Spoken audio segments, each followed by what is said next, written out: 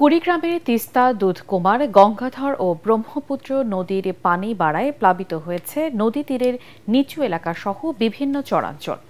গত এক সপ্তাহ ধরে টানা বৃষ্টি ও উজানের ঢলে নদ নদীর পানি বাড়ছে।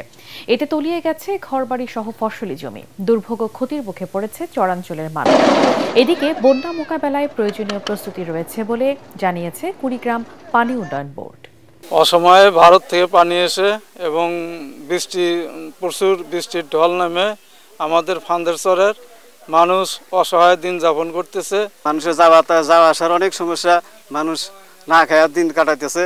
বাড়িঘর দূর রাস্তাঘাটে পড়িয়েছে এবং লোকজন অনেক কষ্টে আছে, না খেয়ে আছে। এটা আমরা সরকারের কাছে অনুদান চাই।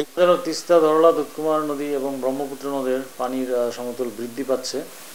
আগামী 3 থেকে 5 দিন পর্যন্ত বৃদ্ধি অব্যাহত থাকার বিষয়ে আমরা পূর্বাভাস পেয়েছি। তো আমরা পর্যাপ্ত জিও ব্যাগ নিয়ে প্রস্তুত আছি। কোথাও ভাঙন দেখা দিলে আমরা সাথে সাথে ব্যবস্থা নিব। বালিবর্তী জিও ব্যাগ দ্বারা তাৎক্ষণিকভাবে আমরা ভাঙন রোধ করব।